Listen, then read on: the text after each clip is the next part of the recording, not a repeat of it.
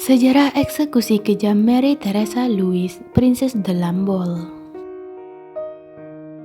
Sebelum lanjut, silahkan tekan subscribe, like, dan komen ya, supaya channel ini bisa berkembang dan bisa menceritakan kisah tokoh sejarah terkenal lainnya. Dan nyalakan tombol notifikasinya, agar kalian tidak ketinggalan video terbaru dari channel ini. Mary Theresa Louise lahir pada tanggal 8 September 1749 di Turi. Ia merupakan anak keenam dan putri kelima Louis Victor Prince, cucu Raja Victor Amadeus II dari Sardinia, dan selirnya Jeanne d'Albert. Sementara ibunya adalah Landgravin Kirsten of Hastings. Saat kelahirannya, banyak warga sipil berbaris di jalan dan bersorak menyanyikan kelahiran Mary Theresa. Pada tanggal 31 Januari 1767, Mary Theresa menikah dengan Louis Alexander yang merupakan anak Duke Louis de Bourbon dan Princess Maria Theresa, sehingga menjadikannya cucu dari putra resmi Louis ke-14. Pernikahan mereka diatur setelah disarankan oleh Raja Louis ke-15 sebagai pasangan yang cocok, karena Raja Sardinia telah menginginkan aliansi antara keturunan Savoy dan Bourbon sejak lama. Pernikahan mereka diikuti dengan upacara bedding kremoy di mana orang-orang akan menyaksikan secara langsung malam pertama pasangan pengantin. Pada tanggal 24 Januari, Mary Theresa berangkat ke Perancis. Ia meninggalkan rombongan Italianya dan disambut ayah mertuanya, Duke Louis de Bourbon. Mary Theresa berhasil memberikan kesan yang baik saat diperkenalkan di Istana Versailles. Pernikahannya digambarkan sangat bahagia pada awalnya karena kedua belah pihak saling mencintai. Tapi hanya dalam beberapa bulan, Louis Alexander berselingkuh dengan dua aktris dan kabar ini menghancurkan hati Mary Theresa. Setelah 1 tahun menikah, suaminya meninggal pada tahun 1767 di usia 19 tahun akibat penyakit kelamin. Mary Theresa menjadi janda di usia 19 tahun. Meskipun mewarisi kekayaan suaminya yang sangat besar, Mary Theresa sempat berpikir menjadi biarawati tapi dicegah oleh ayah mertuanya. Ketika Ratu Marie Antoinette tiba di Perancis pada tahun 1770, Mary Theresa segera bertindak sebagai nyonya rumah yang berpartisipasi di pengadilan. Marie Antoinette dilaporkan terpesona oleh Mary Theresa dan memberinya banyak perhatian serta kasih sayang. Setelah sepupunya menikah dengan saudara ipar Marie Antoinette, Mary Theresa diperlakukan oleh Marie Antoinette sebagai relasi di mana mereka kerap menghabiskan waktu bersama. Mary Theresa digambarkan hampir selalu berada di sisi Marie Antoinette. Hal ini membuat ibu Marie Antoinette yakni Maria Theresa tidak menyukai pertemanan mereka karena takut jika Mary Theresa akan mengambil keuntungan dari ratu. Pada tanggal 18 September 1775, Marie Antoinette mengangkat Mary Theresa sebagai pengawas rumah tangga ratu yang merupakan pangkat tertinggi seorang dayang di Istana Versailles.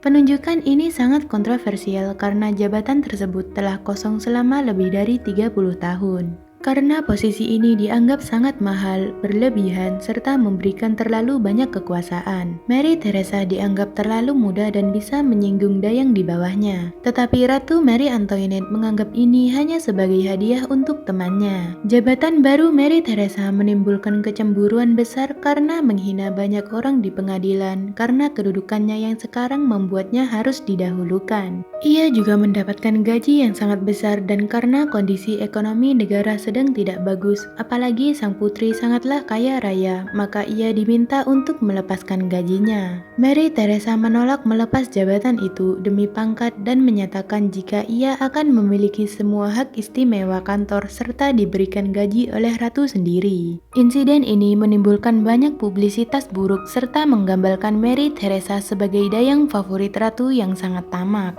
Kantor inspektur mengatakan jika Mary Theresa akan mengkonfirmasi semua perintah mengenai ratu sebelum dapat dilakukan, bahwa semua surat petisi atau memorandum kepada ratu harus disalurkan melalui dirinya. Mary Theresa bertugas sebagai tuan rumah pesta dansa atas nama ratu, memperkenalkan bangsawan kepadanya, membantu dalam menerima tamu kerajaan asing, serta berpartisipasi dalam upacara seputar kelahiran anak ratu serta komuni paskah tahunan ratu.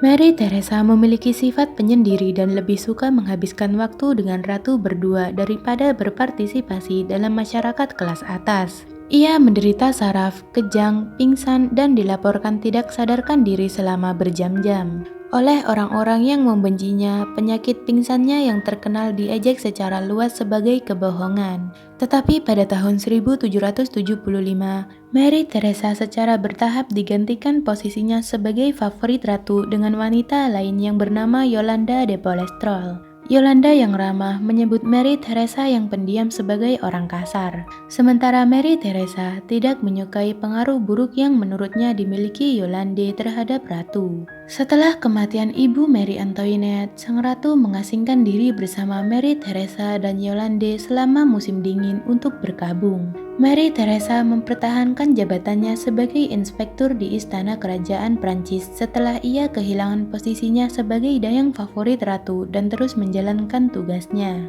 Di luar tugas formal, Mary Teresa sering absen dari pengadilan karena kesehatan yang buruk. Ia disarankan dokter untuk pergi ke perairan Inggris guna menyembuhkan kesehatannya pada musim panas 1787.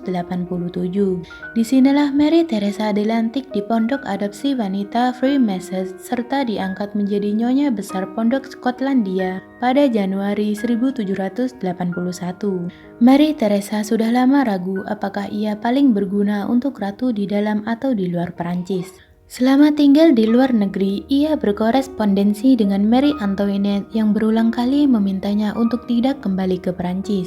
Pada bulan Oktober 1791, ketentuan baru dalam konstitusi diberlakukan dan ratu diminta menertibkan rumah tangganya serta memberhentikan pemegang jabatan yang tidak bertugas. Karena itulah, sang ratu menulis secara resmi kepada Mary Teresa dan memintanya untuk kembali bekerja atau mengundurkan diri. Mary Teresa semakin yakin jika ia akan kembali ke Prancis, serta mengumumkan bahwa ia harus hidup dan mati bersama ratu. Sebelum pergi, Mary Teresa menulis surat wasiatnya karena ia yakin akan ada bahaya besar saat nanti ia tiba di Paris.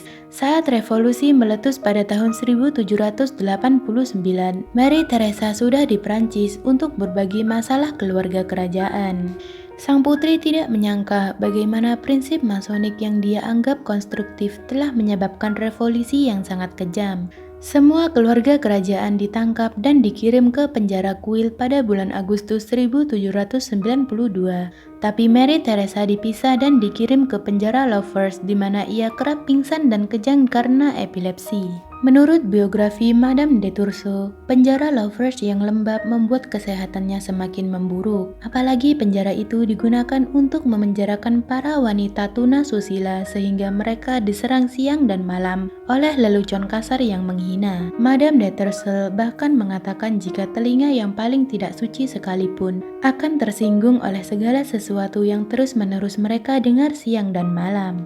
Pada jam 11 pagi, seorang kepala penjara datang untuk menjemput Mary Teresa. Saat bangun dari pingsannya, sang putri menjerit dan berkata jika ia pikir sudah mati dan pasti tidaklah menyakitkan jika seseorang mati dalam keadaan pingsan. Ia terlihat sangat lemah dan tidak bisa berjalan sehingga ia mengatakan pada penjaga tersebut, jika memang dia harus dibunuh, maka mereka bisa melakukannya dengan baik di sini atau di tempat lain. Ungkapan itu diabaikan dan mereka berjalan di belakang sipir ke kantor catatan penjara tempat pengadilan dasar telah didirikan. Mereka melihat gerombolan besar berkumpul di pintu penjara dan Mary Teresa terkejut karena banyak pembunuhan telah terjadi di halaman dan di kamar-kamar penjara yang lebih rendah. Pembantaian tersebut ditentang oleh staf penjara yang membiarkan sekitar 200 narapidana wanita melarikan diri.